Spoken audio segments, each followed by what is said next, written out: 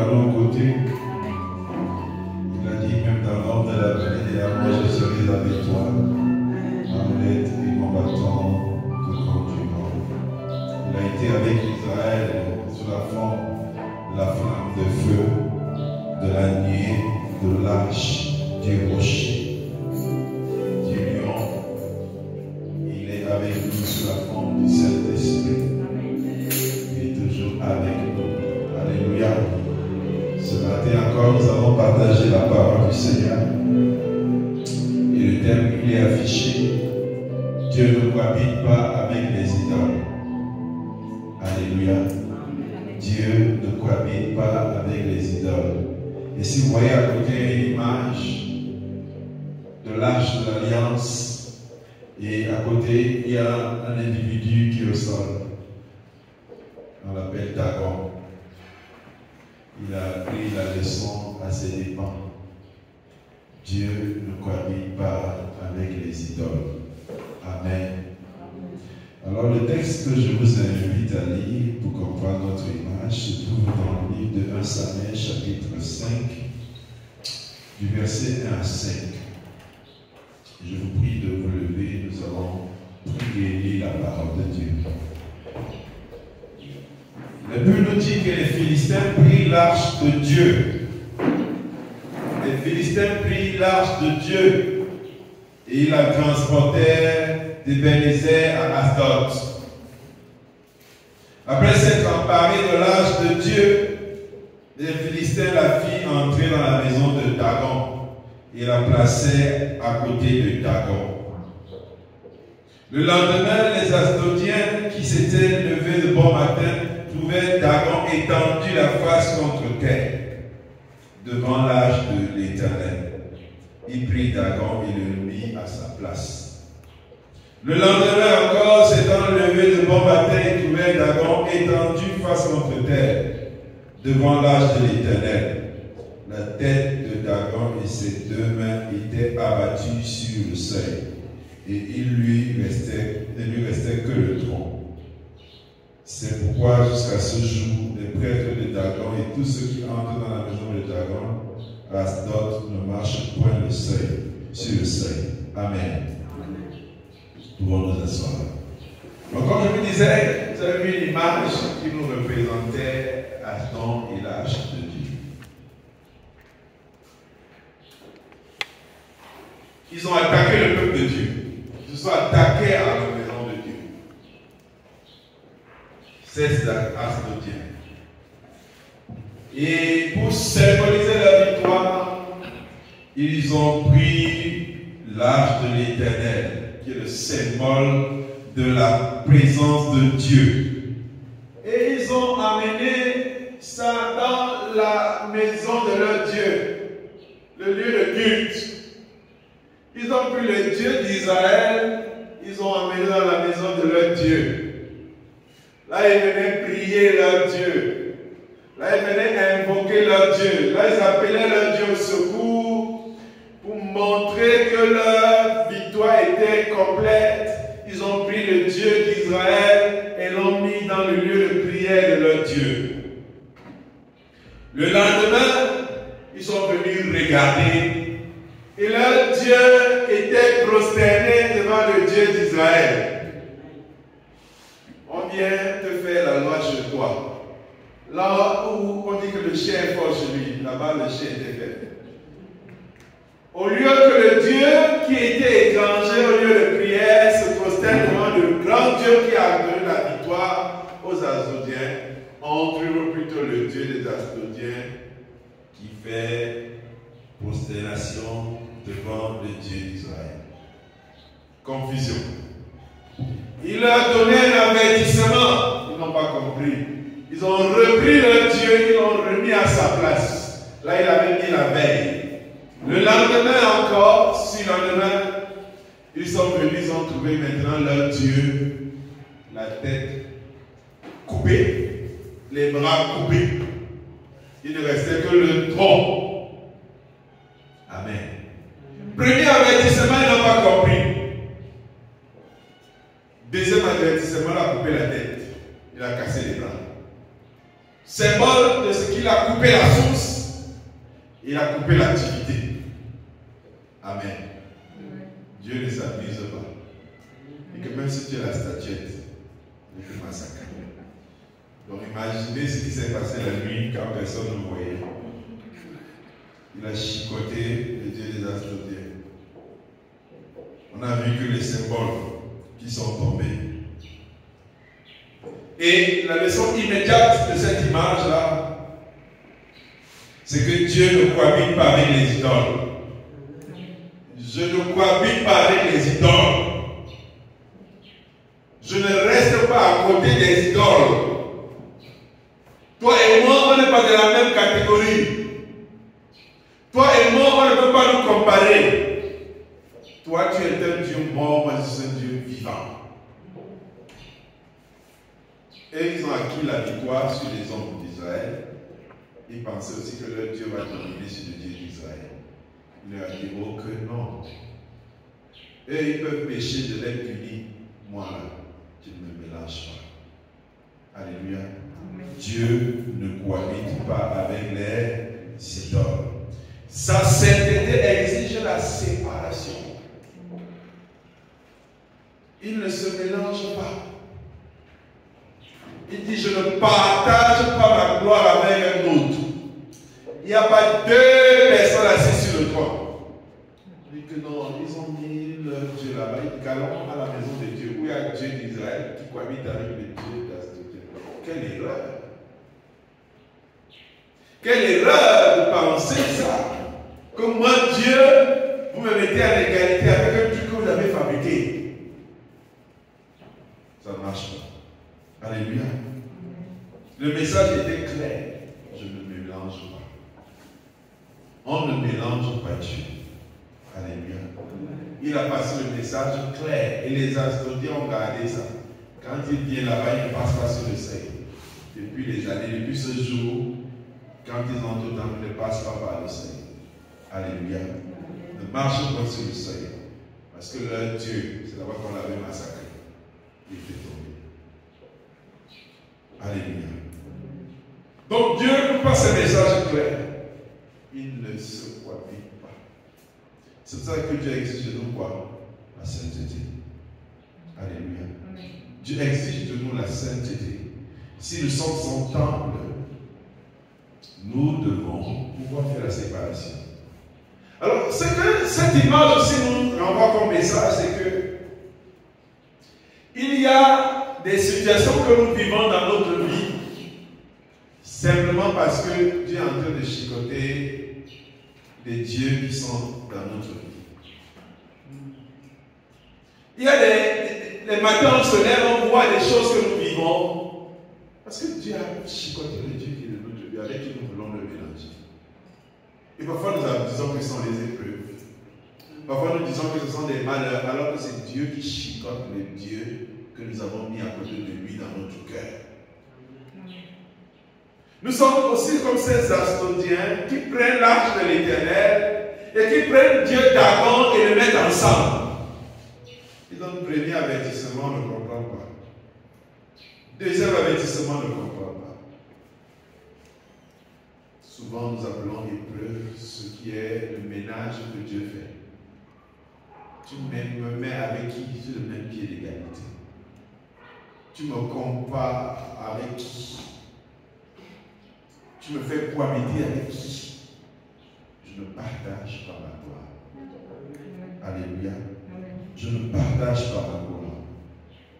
La Bible le dit dans Matthieu chapitre 6, verset 24. Qu'on ne peut servir deux maîtres. On ne peut servir deux maîtres.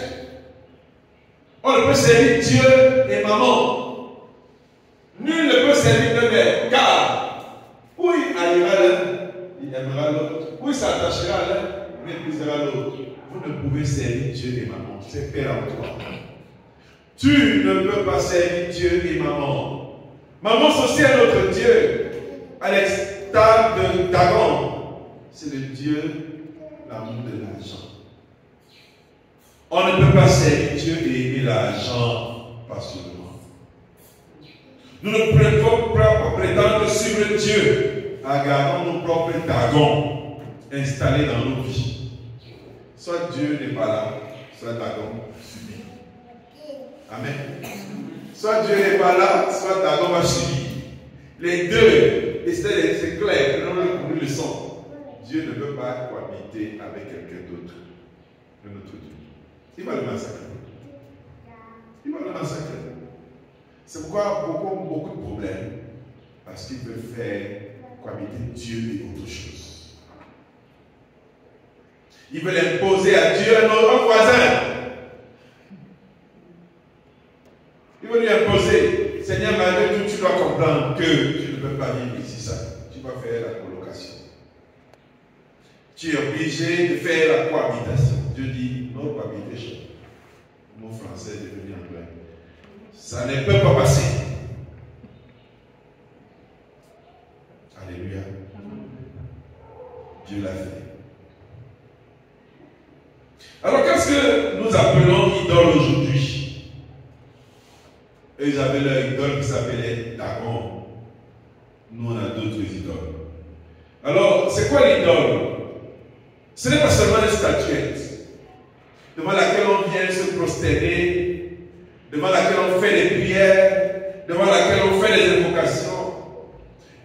L'idole, c'est ce qui occupe la première place dans ton cœur.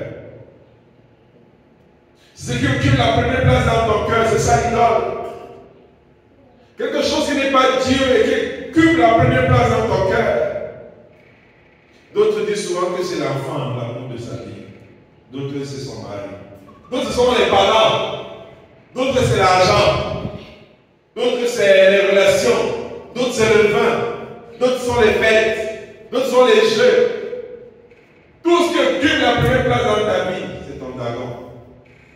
Ou c'est ton maman. Alléluia. Ce qui te rassure plus que Dieu. Ce qui te rassure plus que Dieu, il y en a que beaucoup de choses les rassurent que Dieu. D'autres cas, ils ont l'argent, ça les rassure. Ça les rassure. Ils sont sûrs que parce qu'ils ont bien gagné. Plus sûr que quand qu'ils ont confiance à Dieu. D'autres, c'est leurs parents. D'autres, ce sont leurs relations. D'autres, c'est un contexte. Tant qu'il y a quelque chose qui te rassure plus que Dieu, c'est ton idole. C'est ton idole. Alléluia. Quand mes parents sont là, je suis sûr. Quand j'étais étudié, je suis sûr. Quand j'ai l'argent, je suis sûr. Les idoles. Alléluia. Je sens serein. Face à cela. Ce que tu refuses de confesser ou d'abandonner, c'est une idole. Même quand Dieu te demande de le faire, ce que tu refuses de confesser et d'abandonner, c'est ça l'idole. Et tu dis à Dieu, viens habiter avec ça. Ce que tu refuses de confesser et d'abandonner, c'est une idole. Dieu te demande d'abandonner ça, tu dis que non. Ça veut dire que c'est Dagon. C'est ton Dagon. C'est ton Dagon. Alléluia. Et si Dieu, tu lui dis, viens dans mon cœur, viens habiter dans mon cœur, sois le Seigneur de ma vie, il faut que Dieu tue Dagon. Et ça va te faire des problèmes. Il va devoir tuer Dagon. Souvent tes problèmes, c'est parce que Dieu est en train de tuer Dagon. Alléluia. Il fait échouer Dagon dans ta vie. Tu dis que, Seigneur, tu me persécutes. Oui, il te persécute, c'est vrai. Il est en train de massacrer Dagon. Il te parle la première fois, tu ne veux pas entendre. D'autres sont les malades. On a le corps qu'on lui a donné là. Ça, c'est Dagon. C'est dans sa bouche. D'autres sont attachés au pied. D'autres sont allés bénir, sont allés faire des scarifications. C'est vers Dagon. Dieu va massacrer Dagon. Soit tu prends Dagon et tu le sers, soit tu sers Dieu. Soit tu sers Dieu. Mais tu dis que tu pars avec les deux, Dieu va massacrer Dagon. Dagon ne peut pas prendre le dessus sur Dieu. Il ne peut pas. Dieu va le massacrer. Alléluia. Donc c'est ça l'idole. Ce que tu refuses de confesser et d'abandonner, même quand Dieu te le demande. Ce qui vole ton attention, ton adoration et ton temps. Ce qui vole ton attention, ton adoration et ton temps. La Bible dit que là où se trouve ton trésor, se trouve ton cœur. Alléluia. Qu'est-ce qui vole ton attention? Qu'est-ce qui prend le plus clair de ton temps? Qu'est-ce qui vole ton adoration? Qu'est-ce qui vole ta joie? Alléluia. Qu'est-ce qui vole ton temps? C'est ça ton dragon. C'est ça ton dragon. C'est ça ton dragon. C'est ça que tu menaces dans ta vie. Tu ne sembles pas avancer, tu ne sembles pas progresser, tu ne sembles pas mettre des pas supplémentaires. Parce qu'il y a ton dragon. Au lieu que tu sois l'ami de Dieu, Dieu est plutôt en train de te combattre. Mais ce n'est pas bon. Alléluia. Alors, quelques indices pour reconnaître le dragon. Pour reconnaître ton idole dans ta vie, pose-toi ces questions-ci. Qu'est-ce qui m'obsède et me préoccupe constamment? Qu'est-ce qui m'obsède et me préoccupe constamment? C'est d'accord. Alléluia. C'est d'accord. Qu'est-ce qui m'obsède et me préoccupe constamment? Qu'est-ce qui attriste mon cœur, arrache la joie de mon cœur, me rend malade? Qu'est-ce qui peut affecter ma stabilité, ma joie? C'est ton dragon. Constamment. Constamment, ça me rend triste. Ça me rend prisonnier. C'est dragon. Alléluia. C'est ton dragon. Quand je suis en crise, vers quoi je me tourne d'abord? Quand j'ai des problèmes, est-ce que je prie d'abord? Ou bien je me tourne vers quelqu'un de précis? Ou bien je cherche une solution précise? Si tu as le réflexe de te tourner vers autre chose que l'éternel, c'est ton dragon. Alléluia. Ça va être les hommes. Quand j'ai un problème, je me tourne d'abord vers les hommes au lieu de me tourner vers Dieu. Ça veut dire qu'il y a un dragon dans ma vie. Alléluia. Parce qu'un enfant de Dieu, s'il compte sur Dieu, réflexe, il tourne les yeux vers lui. Si je me tourne vers autre chose quand je suis en crise, c'est que c'est les dragons. D'autres, c'est vers eux-mêmes, ils sont leurs propres dragons. Ils s'adorent eux-mêmes. Ils se prient eux-mêmes. Ils savent qu'ils sont puissants, ils sont capables, ils savent qu'ils sont intelligents, ils savent qu'ils sont forts. Ils se tournent d'abord vers eux. D'autres, c'est vers une autre personne. D'autres, c'est vers le marabout. Il est chrétien, mais quand il y a le vrai problème là, c'est d'abord réflexe. Est-ce que vous avez déjà vu comme ça? Oui. À l'église, il prie. Mais quand un problème, on parle de vie ou de mort, là, il a le réflexe, il va chez mal. Parce qu'au fond de lui, Dieu n'a jamais été son Dieu. Il sait d'abord. Alléluia. Quand tu as crise, vers qui te tourne? Vers qui est-ce que tu regardes? C'est ton dragon. C'est ton idole. Alléluia.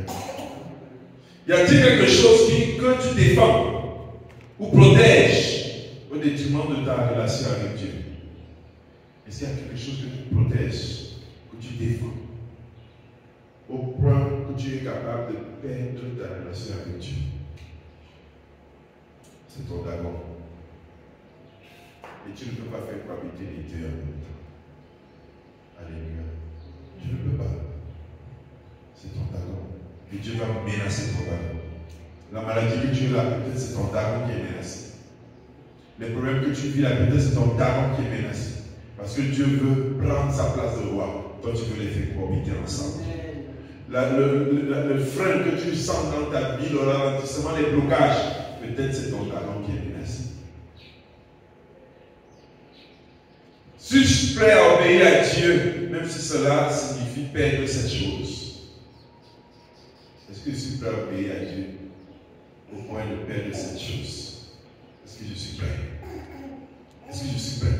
Si la réponse est non, c'est que c'est d'accord. Alléluia. C'est que c'est d'accord. Alors ce matin, chacun de nous doit réfléchir. Est-ce qu'il a des dragons dans sa vie? Est-ce qu'il a des dragons dans sa vie? Dieu, son désir n'est pas de nous voir souffrir. Dieu, son désir n'est pas de ne pas nous voir bénis. Dieu, son désir n'est pas que tout soit dur, comme on semble parfois le croire. Son problème, c'est qu'il veut faire le ménage. Il veut être seul. Alléluia. Il veut être seul. Dieu n'a pas donné la victoire à Israël Parce qu'ils voulaient leur passer une leçon. Ils étaient un peuple désobéissant. Mais eux, ils ont vu que comme ils ont battu Israël, ils pouvaient aussi dominer leur Dieu. Ils croyaient que c'était ça, alors que Dieu avait seulement laissé. Ils ont vécu le contraire. Leur Dieu qu'ils ont tellement prié. Et ce qui est curieux, c'est que tellement dans leur incrédulité, ils auraient dû changer de Dieu. Parce que pour votre Dieu qui est fort chez lui là, on vient le massacrer. Vous ne changez pas de Dieu. Moi, à leur place, j'aurais pris le Dieu d'Israël comme mon Dieu, désormais. Puisque mon Dieu a montré ses limites. Alléluia. Il n'y a pas une chose qui peut être plus forte que Dieu. Si tu te confies dans autre chose là, abandonne. Si tu te confies dans ta salle, la Bible dit maudit soit l'homme qui se confie en l'homme. Si tu te confies dans tes forces, dans tes relations, dans ta capacité à chercher, dans ton intelligence, Dieu t'amènera à un moment donné dans la vie à te rendre compte que tu es limité. Il y a des gens comme ça qui pensent à la toute-puissance de leur intelligence. Ils ont eu une vie plutôt très bonne. Ils ont eu des classes, ils ont réussi, ils ont fait. Ils ont dit, ah, je suis que je vais m'en sortir. Et souvent, Dieu laisse une situation dans ta vie pour lui te montrer que ton dragon va tomber. Alléluia. C'était arrivé à Samson. Samson, croyant sa force, il croyait en sa puissance. Chaque fois que les ennemis venaient, il se défaisait de leurs biens, il les massacrait. Mais il ne savait pas que son pouvoir venait de l'Éternel. Il a livré son secret à la prostituée. Et quand on lui a dit, Samson, les Philistins sont sur toi, il a dit, cette fois-ci, je m'en sortirai comme les autres fois. Je m'en sortirai comme les autres fois. Et Dieu nous laisse souvent que les situations viennent pour nous dire, tu te trompes. Tu te fais trop confiance. Tu comptes trop sur tel. C'est pour ça que vous voyez, il y a souvent que dans une famille, le pilier de la famille tombe et meurt. Parce qu'il était le daron. Les enfants restent orphelins. Si tu commences à sentir qu'il y a quelque chose dans ta vie, que si on t'enlève, tout est fini pour toi. Fais attention. C'est ta vie. Et Dieu va attaquer ça. Amen. Vous allez voir, parfois un chrétien dit que je suis fini. Dieu m'a touché. Oui, Dieu t'a touché. Fais tout. Si tu sens qu'il y a quelque chose qui commence à attacher ton cœur, tu sens que tu vis de ça, tu dépends de ça. Fais gaffe. Toi-même commence à quitter d'abord la vie. Parce que je te promets, Dieu va toucher. Si c'est toi l'homme, ton épouse et tes enfants pensent que tu es devenu la pierre tournante là, que tu es l'alpha et l'oméga, sache que Dieu va t'enlever. Dieu va t'enlever. Donc il y a des personnes qui sont parties parce que c'était simplement des dragons. Avec qui on veut faire qualité Dieu, qui vient voler la gloire de Dieu, te touche. On dit que non, lors de on fait les témoignages. On ne sait pas ce qu'on va devenir. Vous allez savoir, Dieu nous a laissé d'abord. Alléluia. Si ton cœur commence à t'attacher à quelque chose, oh, c'est ma maison. L'autre, c'est la voiture. Son cœur est là-bas, on va leur venir voler. L'autre, c'est leur business. Il dort la nuit, c'est là-bas. Le cœur est là-bas. Le cœur est attaché là-bas au marché. Quand la marchandise, elle a fait quoi? Dieu va envoyer les voleurs pour voler. Parce qu'il va couper ton talon. Amen. Il va couper ton talon. Rien ne doit t'attacher. Rien. Paul disait que ayant comme n'ayant pas. Tu es capable d'être détaché. C'est souvent dit que mon Dieu sur terre là. Courage à vous. Dieu va attaquer ton Dieu sur terre. Parce qu'il doit être ton Dieu sur terre. Il doit l'être. Si ton cœur commence à t'attacher à quelque chose, peut-être c'est l'argent. Prie le Seigneur toi-même vite. Le Seigneur, d'accord, commence à venir. Et je sais que ce que tu vas faire bientôt. Mais donne-moi la force de me détacher. Pourquoi tu veux espérer que tu aies cette chose à venir, tu pries comme ça. Que Dieu te détache de ça. Amen. Il y a d'autres que c'est leur enfant. Ils aiment trop leur enfant ici. Vous avez souvent vu ça, non? Dieu touche Laban, il part. Il part. Il part. Maman a dit celle de ses filles que mon enfant venait mourir. Celle qui était vivante, ça l'a blessé. Pour lui dire que toi là, tu n'es pas l'enfant. Vrai enfant est parti. D'accord. Dieu ne m'a pas touché. Alléluia. Soit tu choisis d'abord, tu restes avec lui. Et tu dis que tu mélanges Dieu et d'abord. Dieu va tuer d'abord. Il va tuer d'abord. Alléluia. Dieu a versé le premier jour, on va compris la leçon. Il a seulement poussé. Et il s'est mis à l'adorer. Et ils sont venus le matin, ils n'ont rien compris quoi que c'est le ventre qui avait poussé d'abord. Qu'il était seulement en déséquilibre. Le lendemain matin, il a coupé la tête et les mains. Ils ont cru aussi que c'était le hasard. Donc Dieu avait dit, toi, tu es la pierre. Moi, je suis vivant. On nous mélange comme ça. Alléluia. Dans Apocalypse chapitre 12, verset 11, Dieu nous dit quoi? Ils l'ont vaincu à cause du sang de l'agneau, à cause de la parole de leur témoignage. Ils n'ont pas aidé leur vie jusqu'à craindre la mort. Alléluia. Tu peux avoir une belle vie que tu aimes là, peut-être de ton talent. Comme les jeunes disent de Dieu, ma best life. Ouais, tu vis ta meilleure vie. Tu peux commencer à aider ça. Quand tu sens que ton corps commence à toucher, toi-même prie vite et prie. Sinon Dieu va te faire passer encore dans les moments difficiles. Prie vite que mon cœur ne s'attache pas à ça. Il va l'attaquer. Il va attaquer ça. D'autres, la propre bénédiction que Dieu leur a donnée devient leur dagon. Ce que Dieu leur a donné devient un dagon. Dieu te donne les enfants, ils deviennent des dagons. Tu donnes un mari, il devient dagon. Tu donnes un époux, il devient dagon. Tu donnes un travail, il devient dagon. Pasteur, et toi, quand le pasteur fait t'explique comment il peut être un culte. Mais tu sens la fierté qu'il a pris son boulot. Il est heureux de ce boulot. Non, il est là où t'es. Dieu dit que oui, c'est bon. Ok. Attends, rien que pour toi, je vais faire comme Jonas. Je vais envoyer la tempête. Vous êtes tous pêches. Tous pêches. Dieu a fait ça à Jonas. Jonas arrive à Ninive. Le gars, il s'assoit. Il faisait chaud. Dieu fait pousser là. Il belle vie. Il commence à aider. Dieu dit que je ne sais pas pour ça qu'il t'a appelé ici. Toi, tu as la plage. Je t'ai envoyé aller prêcher aux gens. Toi, si tu es sous l'ombre, Dieu a envoyé le verre, piquer la plante a pourri. Il commence à mourir. Dieu dit que, mais c'est quel soleil ça? Seigneur, c'est pas possible. Voilà que Dieu fonctionne. Tu commences à aimer ça, aller t'envoie entreprise de temps. Tu as pris le travail. D'accord. Vis dans le détachement. Dieu seul est Dieu. Alléluia. Dieu seul est Dieu. Attention à la porte. On marche pas avec Dieu également en même temps.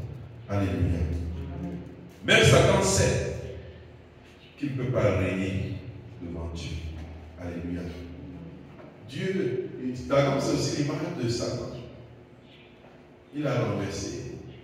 Il n'a pas compris. Il a coupé la tête, il n'a pas compris. Il a fini par le crucifier à la croix. Alléluia. Il a crucifié à la croix. C'est pourquoi Satan ne peut jamais se relever. Il lui a porté le coup final. Dieu l'a vaincu. Quelles que soient les idoles qu'on aura dans ce monde-ci, Jésus-Christ les a vaincus. Alléluia. Donc ce que nous devons faire, c'est demander à Dieu de nous révéler les idoles. S'il y en a dans nos vies, que Dieu prenne le temps de nous révéler.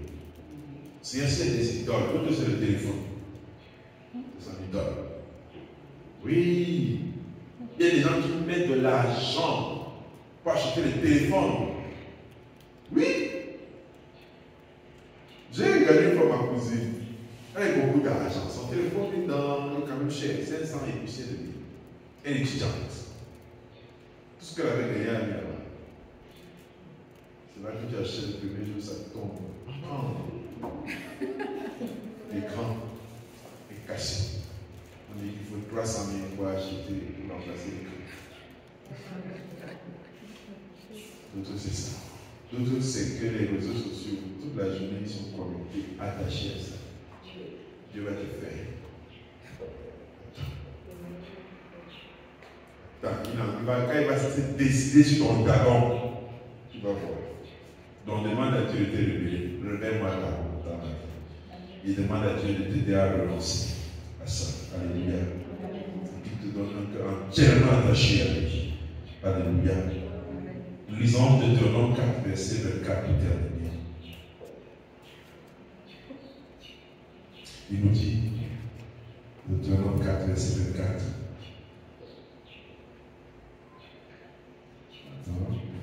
Oui, Deutéronome 4, verset 24, il nous dit,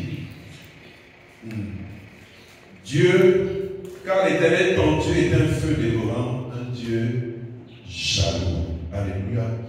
Dieu est jaloux, il ne cache pas qu'il est jaloux, il démontre sa jalousie. Donc c'est pour ça que le monde rapproche de lui pour le repentir. Alléluia. C'est clair, Dagon ne peut pas rester debout devant l'arche de l'Éternel. Aucune idole ne peut résister à la sainteté de Dieu. Donc, choisis toi-même de renverser les idoles et non de laisser Dieu les renverser. Alléluia. Est-ce que tu peux te lever? Nous allons prier le Seigneur.